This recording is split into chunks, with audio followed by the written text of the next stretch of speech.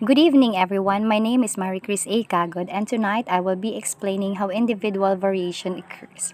We all know that language is an extremely tenacious skill. It does not need careful tending or special treatment, but develops without much effort on the part of either the parent or the child. It takes exceptional circumstances, either of deprivation or cognitive impairment. Each child varied in learning a language, and there is a substantial variation for that. Some children learn language extremely fast, some are not. Some reason is that others may have underlying cognitive impairment, such as autism or specific language impairment. There are three distinct types on the individual differences in language development. First, there are individual differences within the typically developing normal population. These are children who follow a typical timetable of development and are never diagnosed with any sort of impairment. And these children will reach adult life competence in the normal way. Second, there are children who find it difficult to develop language because of what we call physical barriers. These could be caused by a problem in the environment caused by the severe social deprivation suffered by neglected or feral children, or physical impairments such as deafness. Third, there are those whose difficulties are caused by cognitive impairments such as specific language impairment. These three groups are separated because their difficulties have different origins. There is always these questions that what are the factors influence how quickly and easily children learn their language under normal circumstances? Do you know why do two children with no cognitive or physical impairment learn language at different rates and different ways? Possible reasons might be because of genetics, environment, and some children develop cognitive skills that help language learning more quickly than others. So, how do children acquire language learning and their differences in acquisition?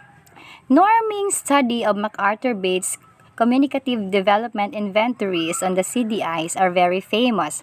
These are checklists given to parents to report on their children's language development. First studies using CDIs is where there are over 1,000 American parents were given checklists containing questions about their children's language development. The result revealed huge differences in the rate at which American children develop language. For example, at 10 months of age, the fastest 10% of children understood over 100 words, whereas the slowest children understood fewer than 7. At 16 months, the very fastest children over 300 words, but the slowest children understood fewer than 80.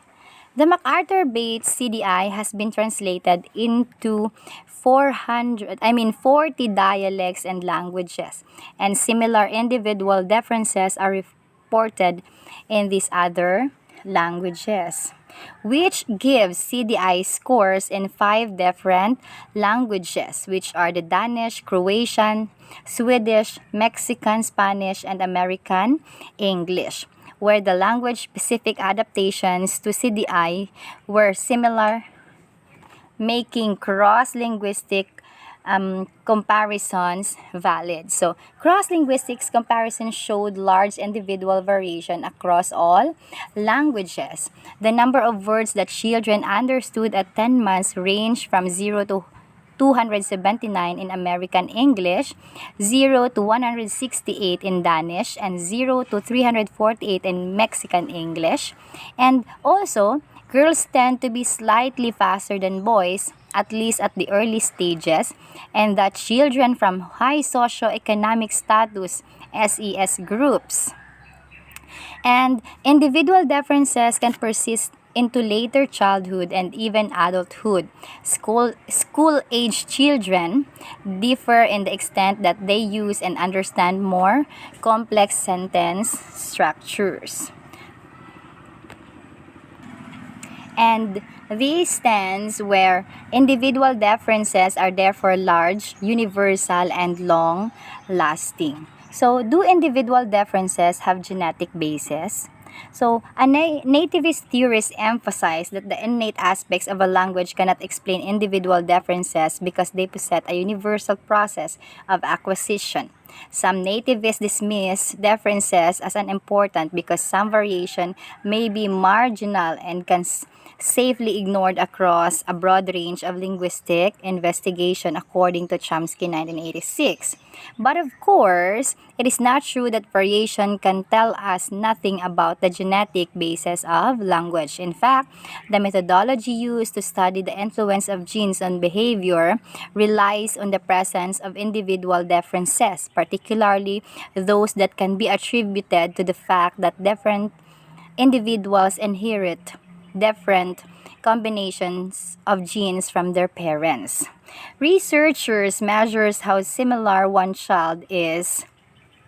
The most common method used in behavioral genetics is that the twin study, where researchers compare the behavior of monozygotic twins, those that share 100% of their genes because they develop from the same zygote, and dizygotic twins, those that share 50% of their genes on average because they develop from two different zygotes. So, researchers measures how similar one child is to his or her co-twin and the way they develop a language. Difference may appear depending on the twins pair non-shared environment, also to the experience that they are shared with each other, like friends and even illness. Similarities between the child in a twin pair are attributed to shared environment like family and school. There is this what we call heritability estimate, where the difference is attributed to genetic variations, where monozygotic twins share 100% of their genes and dizygotic twins only 50%. And researchers can estimate the effect of a shared environment and non-shared environment and genetic inheritance of language development. So, what is the role of the environment in explaining individual variation on children? So, even with a moderate amount of individual variation attributable to genetics, it is still a big component in explaining child's language learning environment. So, what is it in the environment that might cause one child to develop more quickly than another? And one of the most often researched is that the amount and types of speech children hear. So, um, so there is no doubt that speech addressed to children sounds very different from speech spoken among adults.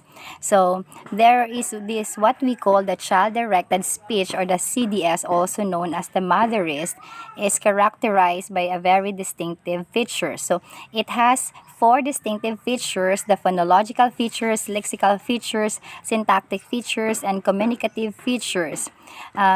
Where there, in the phonological features, you can see the higher speech, exaggerated intonation, slower rate of speech, and clearer enunciation of individual words.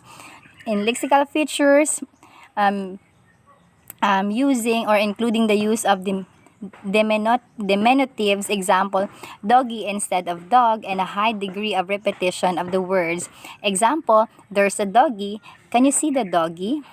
So syntactic features, including the use of nouns and instead of pronouns. Give it to mommy instead of give it to me. And then in the communicative features, including a more restricted range of topics tied to the immediate context. So here also the example is, for example, the child's daddy car might be repeated as, that's daddy's car, isn't it? So, the lack of agreement across different studies probably stems from three sources. So, but The child-directed style of speech, almost an adaptation that speakers make when conversing with someone with limited language. The use of CDS is certainly widespread but not universal because there are four famous reported studies that little evidence of the characteristics of a CDS. Some researchers conducted study if CDS can really help children learn language and resulted that mothers who use simpler sentences who ask a lot of yes-no questions tended to have children with faster language growth, according to Forrow, Nelson, and Benedict 1979. And mothers who use more words, verbs, and pronouns per utterances were less likely to have children with fast language growth. So, but Newport Glittman and Glittman 1977 contradicts this study and explained that he found no relationships between the simplicity of the input and language growth in the child because they tested children at different ages without accounting that age may have effects. So Newport, Glittman, and Glittman 1977 presented that the lack of agreement across different studies probably from three sources. So as you can see, there are first, each study codes the data in the different ways which will have contributed to the discrepancies. Example, different definitions of what to do to include in a as a yes no questions. Then different studies analyze children at different ages and the age of the child at the same time of testing is likely to be important. Simple input might be really useful when the child is very young and trying to get a foothold into language, but might be less helpful when the child is older and trying to learn how to pronounce more complex utterances. And perhaps most worryingly, since many of the studies correlated a large number of input measures with a large number of a child language measures, there is always the possibility that the significant correlations arose by chance, which would certainly explain why they are not replicable. And recently, there has been a second wave of research that takes advantage of more sophisticated statistical techniques to pinpoint the role of the child's input more precisely. Example is principal component analysis, which allows to create composite scores incorporating a number of the characteristics of CDS and reduces the number of analyses in performing and test whether the mother's speech has an effect over and above other influences such as the child's own cognitive ability, and it has two clear findings emerge. So first, children who hear more speech develop language more quickly, where shows that parents who speak more and who use a greater variety of different words tend to have children whose vocabulary develops more quickly. Second, children who hear more diverse language and more complex language develop language more quickly. It shows that children whose parents produce a lot of complex utterances containing more than one clause tended to be good at producing and understanding complex sentences. That was according to Carpenter et al. 1998. And found greater language gains for young children who's engaged in a lot of joint engagement activities with their children. Many reported also that children of high socioeconomic status learn more for their children or for their parents are educated more complex than LES, low economic status. These vary on the amount of education that parents have had, occupational prestige, or income. So, high SES children hear as many as 1,100 utterances per day, and low SES children only hear 700 utterances per day. So, some research studies concerns individual differences might be within the child herself.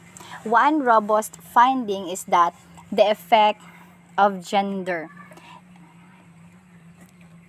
So, the effect of gender. So, here, boys tend to acquire language more slowly than girls in early years. And boys tended to learn transportation related words like batu, boat, and camion, truck before girls. And also, let us know this extraordinary language acquisition. So, how robust is language learning under extraordinary circumstances? Is there a critical or sensitive period in language development? There are two issues. First, what happens when children do not hear very much language at all in the early years? And second, whether the age at which children are exposed to language matters. Do extraordinary learn language easily later in life? Let us know from this feral and neglected children and from children who are deaf. So our first case is Victor. As you can see in the screen, here is the portrait of Victor from the front cover of ITARD. So, Victor, he is a boy of Aveyron. Victor was discovered in 1979 after having spent the first 10 years or so years of his life living wild and alone in the forest of southern France. He had no language when he was discovered by the ITARD. He was taught and civilized. Victor showed progress at understanding language and at reading simple words.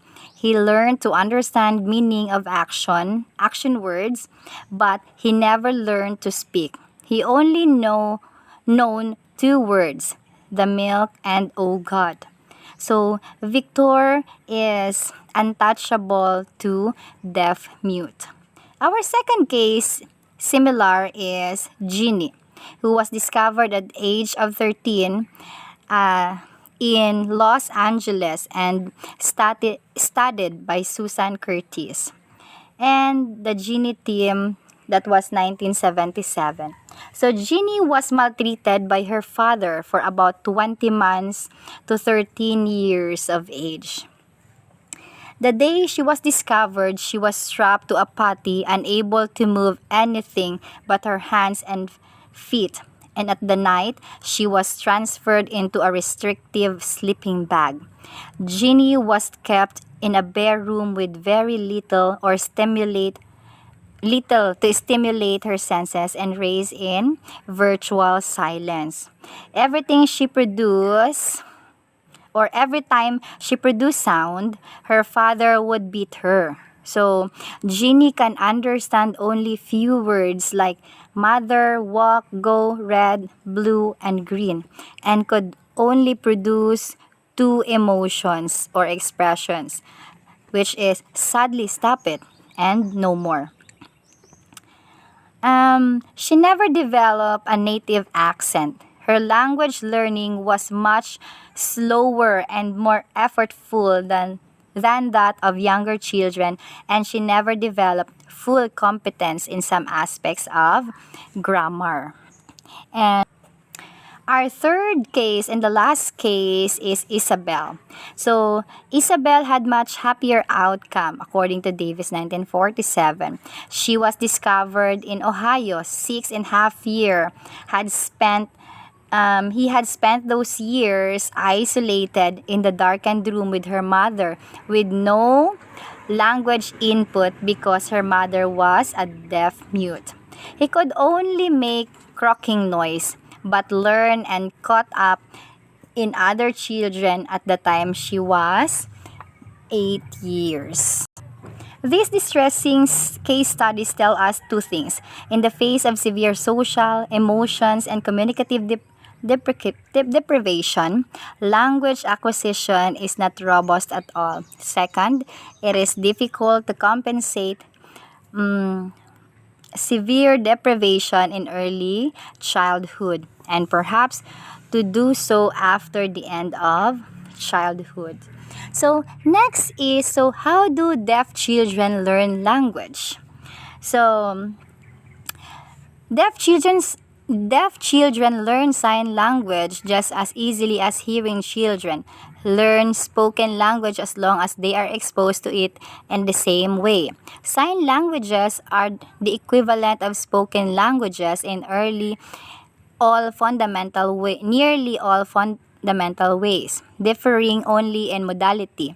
In spoken languages, we use the voice. In sign language, we use the hands, arms, and face. Like spoken languages, sign languages develop naturally in deaf communities and then change and evolve. So in terms of writing, the Ethnologue website lists 130 sign languages which shares same richness and complexity as spoken language, including the words grammatical structure. So for example, verbs in American Sign Language, ASL, are polycomponential, just like verbs in some spoken languages. This means that the sign or word is made up of a number of meaningful markers. For example, the sign for walking forward, walk to in an ASL is hand. Place palm down with an inverted V pointing downwards. The hand move forward while wiggling the fingers, according to Slobin 2006, page 31. So, Slobin suggests this sign is made up of four components equivalent to morphemes in spoken language. A property marker, two legs. B, a posture marker, erect. A path marker means forward. A movement marker means wiggle. So, next is how do babies start off their language. Deaf babies start off with manual babbling. Example, making a fist or an index finger point, and followed by the one word or semantic one sign stage.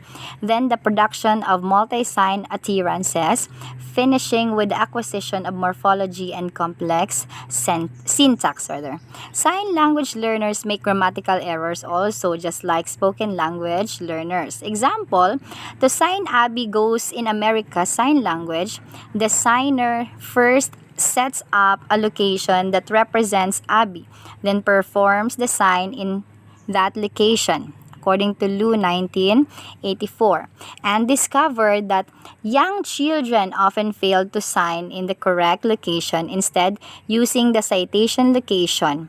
They will learn location markers at the age of 4. So, teaching sign language to older deaf children and to adults are more successful but not perfect. Next is the relationship between language and cognitive impairment. So we have only looked at children who are perfectly capable of learning a language as long as they get the right environment. And is there a dissociation between language and cognition? And who are the children with specific language impairment, or SLI? Children with SLI are perfect candidates for the dissociation theory. These SLI children have no hearing impairment, nonverbal intelligence test scores in the normal range, and no neurological damage. The ability to remember words and to process stimuli quickly are both critical to language learning, so impairment to the mechanisms that govern these abilities may affect language more than other cognitive functions. However, these mechanisms are not language-specific mechanisms. There are 3 theories that try to explain why SLI occurs. 1 that suggests a language-specific impairment, and 2 that suggests that more general cognitive deficits underlie the disorder. So, here, a language-specific deficit is the extended optional infinitive stage. So, Rice and colleagues have proposed that SLI is caused by a problem in a dedicated language-specific mechanism. At the heart of this theory is the fact that across languages, children with SLI omit tenses and agreement markers and auxiliaries. Example, they say he play or he playing instead of he played or he is playing. So, the underlying idea is that children learning certain languages go through a stages of acquisition in which they think that tense and agreement marking is optional in main clauses. Example of these languages are Danish, Dutch, English, Faroese, Icelandic, Norwegian, Swedish, French, Irish, and Russian. So, children with SLI seem delayed even compared with younger children who have the same overall language ability. So, they are slower at developing language. So, there are various theories of SLI that explains and cover dissociations between language and cognition. We will focus on the three that have been most studied. So a language I'm sorry, a specific deficit, the extended optional infinitive stage. So, according to this theory, typically developing children go through a stage in which they sometimes omit tenses and agreement making because the mechanism responsible for obligatory tense marking has not yet fully matured. As a result, instead of using the inflected verb form, yesterday I walk with ed, preschoolers use an inflected form. Yesterday I walk without ed. So, to sum up, extended OI hypothesis suggests that SLI results from a deficit in the dedicated innate language-specific mechanisms responsible for obligatory tense and agreement marking. Second theory is a processing deficit, the surface account. The processing deficit affects certain inflectional markers more than other aspects of language because these markers are short, hard to hear, and easy to miss. This theory attributes the problem to the three steps that is needed to learn morphology. First, we need to hear the marker. Second, process it in order to hypothesize its function, and then lastly, store it in the memory. For example, in order to learn to use an ed marker when talking about events in the past, we have to notice that the ending is there. Hypothesize that it is there to mark past tense, and then store it as past tense marker. And children who are unable to process information quickly are thus going to be poor at processing the inflection fully and will take longer to learn them. So this theory is not specific to language and does not possess a dissociation between language and cognition, but it has substantial effect on language. The third theory is that the processing deficit, the temporal processing deficit account. So this account has its roots in the 1970s when Talal and Percy discovered that children with SLI could not discriminate between two brief musical tones when they were presented slowly and distinctively, separated by hundreds of milliseconds. Talal proposed that children with SLI have a temporal processing deficit. That means that they cannot process brief, rapidly presented successive acoustic stimuli. And to sum up, is there a critical sensitive period in the language development? We concluded that language acquisition requires exposure to a language to develop and that there probably is some sort of sensitive period. However, the question of why there is a sensitive period remains outstanding. So, is there a dissociation between language and cognition? So, here in the summary, they were able to isolate one single underlying factor as the locus of SLI and thus cannot come to firm conclusion about this. So perhaps if Bishop is right, there is no one underlying factor. It might take multiple deficits to disrupt the process. And that ends my report. Thank you for listening.